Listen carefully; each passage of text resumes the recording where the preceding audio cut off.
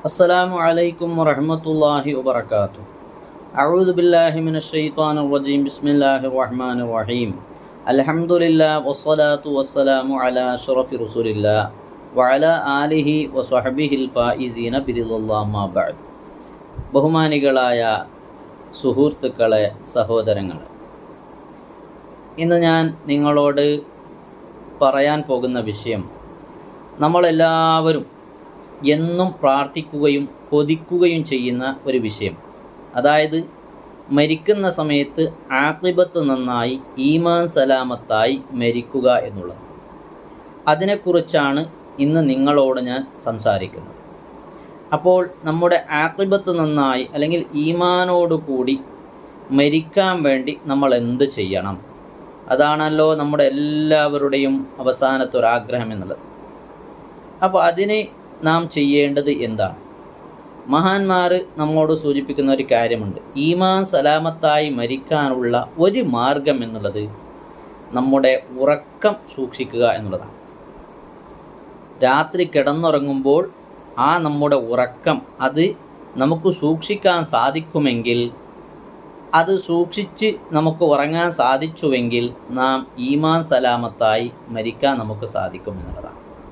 കാരണം ഒരാൾ എങ്ങനെയാണോ ഉറങ്ങുന്നത് അങ്ങനെയായിരിക്കും മരിക്കുക എന്ന് മഹാന്മാർ പഠിപ്പിക്കുന്നുണ്ട്. ഉറക്കം എന്നുള്ളത് മരണത്തിൻ്റെ ഒരു പരിശീലനമാണ്. കാരണം മരിച്ചാലും നാം എല്ലാ നിലക്കുള്ള ദുന്യാവുമായുള്ള ബന്ധങ്ങൾ നമ്മിൽ നിന്ന് വിച്ഛേദിക്കപ്പെടുന്നത് പോലെ ഉറക്കവും അതുപോലെ തന്നെയാണ്. ഉറക്കം എന്നുള്ളത് മരണത്തിൻ്റെ സഹോദരൻ എന്നാണ്. ചിലപ്പോൾ ഉറക്കത്തിൽ തന്നെ മരിച്ചു എന്ന് വന്നേക്കാം.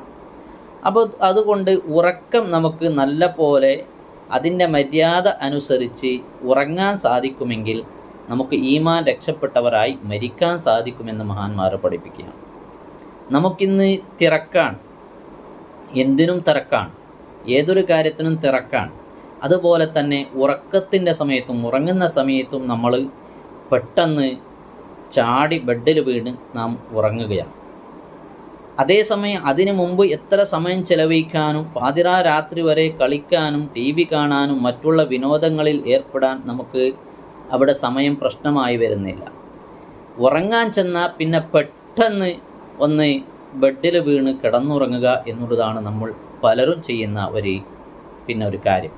അതുകൊണ്ട് പ്രിയപ്പെട്ടവരെ, ഏത് സമയത്തും നമുക്ക് സമയമില്ലെങ്കിലും, എന്ത് ചെയ്യുമ്പോൾ നമുക്ക് സമയമില്ലെങ്കിലും ഉറങ്ങുന്ന സമയത്ത് ഒരു 5 മിനിറ്റെങ്കിലും നാം സമയം കണ്ടെത്താൻ നാം ശ്രമിക്കണം. എന്നാൽ നമുക്ക് രക്ഷപ്പെടാൻ സാധിക്കും.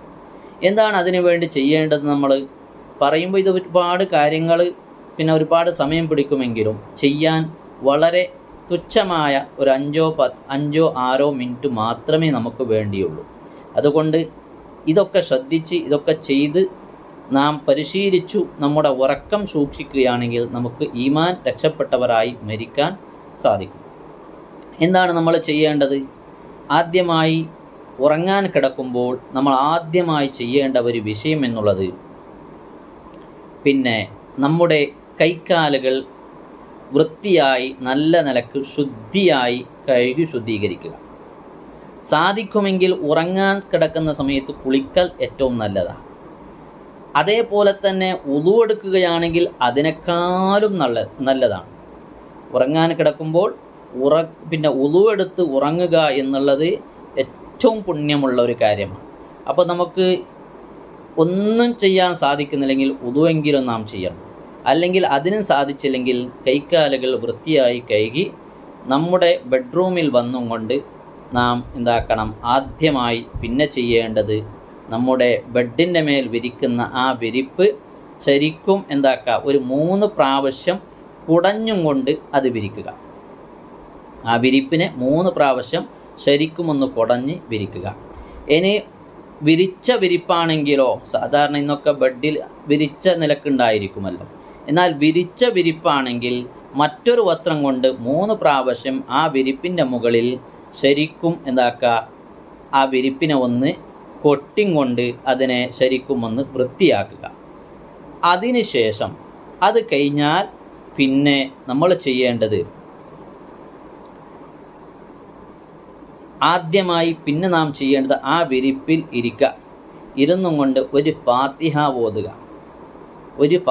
ഓതുക.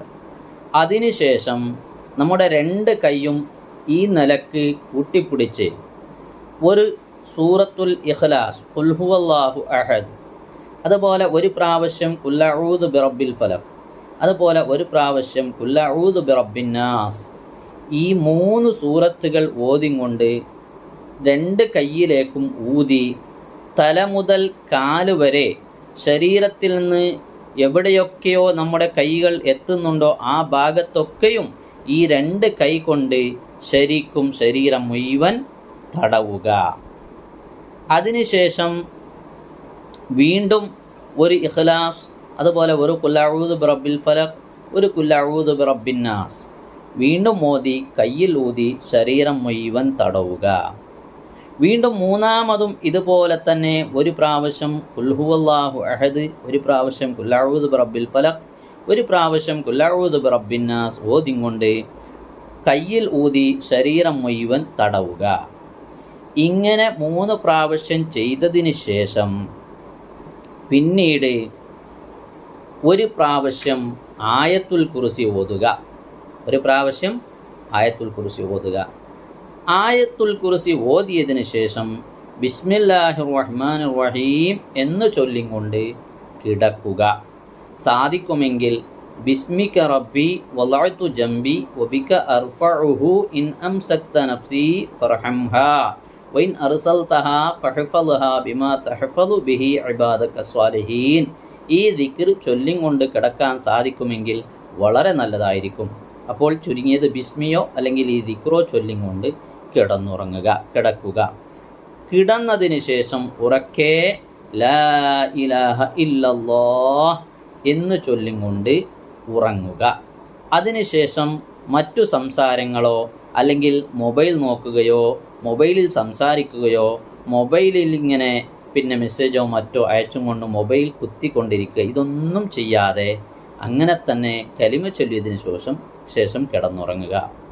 ഇനി അതിനുശേഷം അനിവാര്യമായി എന്തെങ്കിലും സംസാരിക്കേണ്ടി വന്നാൽ, ഉദാഹരണം ഫോൺ വന്നു, എന്നാൽ എഴുന്നേറ്റിരുന്നും കൊണ്ട് ആ ഫോൺ നോക്കി അതിൽ സംസാരിക്കണമെങ്കിൽ സംസാരിച്ച് വീണ്ടും ബിസ്മി ചൊല്ലിക്കൊണ്ട് കിടന്നുറങ്ങുക. വീണ്ടും ലാ ഇലാഹ ഇല്ലല്ലാഹ് ചൊല്ലുക, എന്നിട്ട് ഉറങ്ങുക.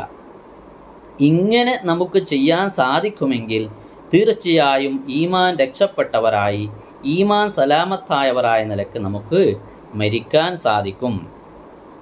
അങ്ങനെ ഒരാൾ ചെയ്താൽ തീർച്ചയായും അവൻ കലിമ ചൊല്ലിയവനായിട്ടായിരിക്കും മരിക്കുക. ആ ഉറക്കത്തിൽ തന്നെ അവൻ മരിച്ചാൽ കലിമ ചൊല്ലിയവനായിട്ടായിരിക്കും മരിക്കുക.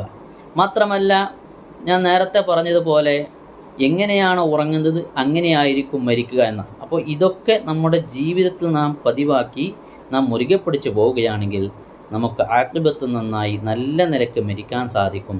അല്ലാഹു തആല നമുക്കൊക്കെയും നല്ല മരണം തന്ന് അനുഗ്രഹിക്കട്ടെ എന്ന് പറഞ്ഞുകൊണ്ട് ഇൻഷാ അല്ലാഹ് നിർത്തുന്നു. വീണ്ടും നമുക്ക് നല്ല മറ്റൊരു വിഷയവുമായി കാണാം. അസ്സലാമു അലൈക്കും വറഹ്മത്തുള്ളാഹി.